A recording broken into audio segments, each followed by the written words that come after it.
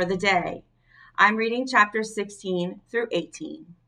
Chapter 16, The Pine Tree. Roz was in no hurry to leave the tree. She stayed on her branch long after the bears had gone, enjoying some peace and looking herself over. In addition to bite marks and claw marks, the robot was also covered in dirt, which of course meant it was time for another cleaning. She was making good progress when she felt something sticky on her arm. The problem with sitting in a pine tree is that eventually the tree's sticky resin will find you. It always does. And it found Roz. The robot scrubbed and scraped at the resin, and soon her fingers were completely coated in the sticky stuff. Then it was all over her arms and her legs and her torso, and things were about to get even messier. A robin swooped into the tree and began screeching and fluttering around Roz. The bird had recently finished building herself a new nest. It was a little work of art, a delicate basket woven from grass and twigs and feathers, and it was right above the robot's head. "Screech, screech," said the robin. "I do not understand you, Robin," said the robot. The robin continued screeching and fluttering, and then splat! She splattered her droppings across the robot's face. This bird was serious. So Roz scooted away, farther out on the branch, until she heard a quick, sharp crack. Before Roz knew what was happening, the tree branch snapped under her weight, and she went crashing to the forest floor.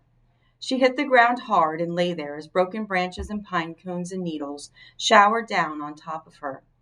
There was another splat, and then quiet returned to the forest. Chapter 17, The Camouflaged Insect. Roz was a mess. She lay under the tree, covered in a heap of broken branches and pine cones and needles. She still hadn't removed the sticky resin from her body, and then there were the bird droppings. She was about to get up and give herself a rigorous cleaning when she noticed a peculiar twig. The twig was moving. It was crawling along one of the broken branches on the ground. With a gentle touch, the robot picked up the twig. "Hello, stick insect. My name is Roz. You are very well camouflaged." The stick insect's body was long and thin. He had the same shape and colors and markings as a real twig. But if you look closely, you just might see two tiny eyes and two spindly antennae. This insect didn't make a sound, and he sat perfectly still as the robot. The two of them sat still and silently stared at each other for a while. "Thank you, stick insect," said Roz as she placed him back where she found him. "You have taught me an important lesson. I can see how camouflage helps you survive. Perhaps it could help me survive also." Chapter 18, The Camouflaged Robot. As you know, reader, Roz had always liked to keep herself as clean as possible.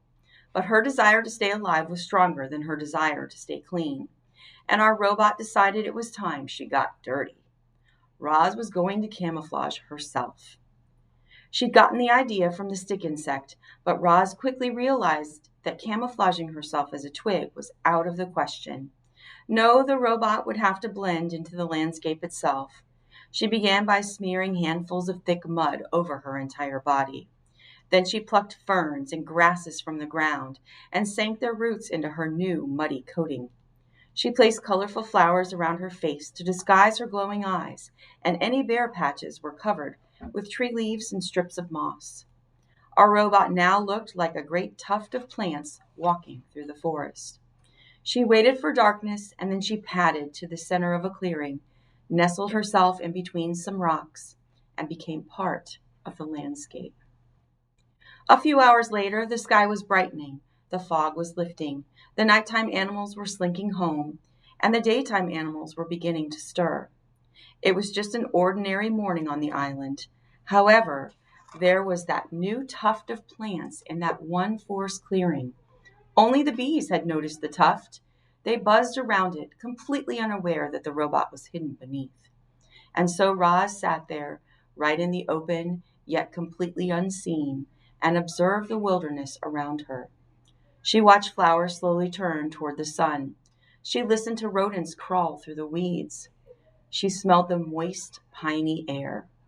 She felt worms wiggle against her muddy sides. A week later, the tuft of plants was gone, but there was a new clump of seaweed on the shore. A week after that, The clump of seaweed was gone, but there was a new bramble on the mountain. Then there was a new log on the river bank. Then a new rock in the forest.